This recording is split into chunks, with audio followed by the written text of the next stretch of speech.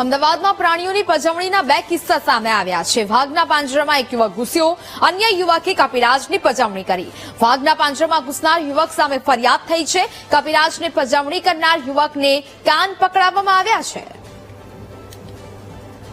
તો જે પ્રકારે અમદાવાદની આ 2 ઘટનાઓ છે તે સામે આવી છે કે જ્યાં પ્રાણીઓની પજવણી થઈ રહી હતી। વાઘના પાંજરામાં એક યુવક ઘૂસી ગયો હતો અને અન્ય યુવકે કપિરાજની પજવણી કરી હતી। વાઘના પાંજરામાં ઘૂસનાર યુવક સામે હાલ તો ફરિયાદ છે તે દાખલ કરવામાં આવી છે। જો કે કપિરાજને પજવણી કરનાર યુવકને કાન પકડાવવામાં આવ્યા છે અને તેની પાસે માફી મંગાવવામાં આવી રહી છે। જો કે આ પ્રકારના દ્રશ્યો એ પ્રાણીઓ માટે પણ અને લોકો માટે પણ, એટલે કે આ લોકો જે વાઘના પાંજરામાં યુવક છે તે ઘૂસ્યો હતો ને તેને જ લઈને તેની સામે કડક કાર્યવાહી છે તે થઈ છે અને તેની સામે ફરિયાદ પણ નોંધવામાં આવી છે। આખરે સવાલ એ થાય છે કે પ્રાણીઓની પજવણી શા માટે કરવામાં આવે છે? કાંકરિયા વાઘના પાંજરામાં આ યુવક ઘૂસ્યો હતો અને આ સમગ્ર દ્રશ્યો છે તે સામે આવી રહ્યા છે અમદાવાદના કાંકરિયા ઝૂમાંથી કે જ્યાં પ્રાણીઓની પજવણી કરવામાં આવી રહી હતી અને હાલ તો આ બંને યુવકો સામે કાર્યવાહી છે તે હાથ ધરવામાં આવી છે।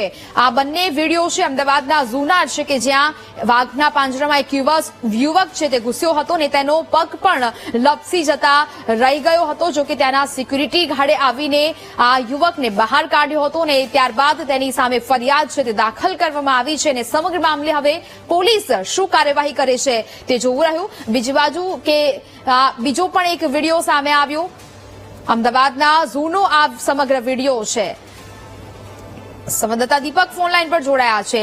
દીપક, અમદાવાદની આ 2 ઘટના પ્રાણીઓની પજવણીના 2 કિસ્સાઓ સામે આવ્યા છે, શું વિગત?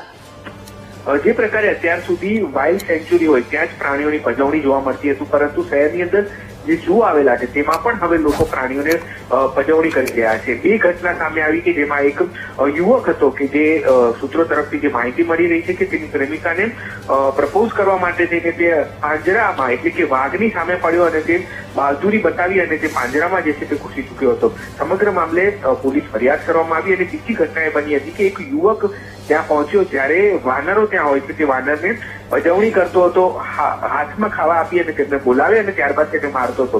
આ બંને વિડીયો વાયરલ થયા અને ત્યારબાદ જે કાંકરિયા ઝૂના પ્રશાસનના જે અધિકારીઓ છે તેમના દ્વારા ફરિયાદ કરવામાં આવી। એક જે યુવક હતો તેને કાન પકડાવી અને ઉઠક બેઠક કરાવી કાયદાનું ભાન કરાવ્યું હતું। પરંતુ મહત્વની બાબત છે કે લાખો લોકો જે છે તે કાંકરિયા ઝૂની અંદર આવતા હોય છે, પરંતુ આ પહેલો કિસ્સો બન્યો છે કે જેમાં એક યુવક જે છે તે પાંજરું કૂદી અને વાઘ સામે જવા જાય છે।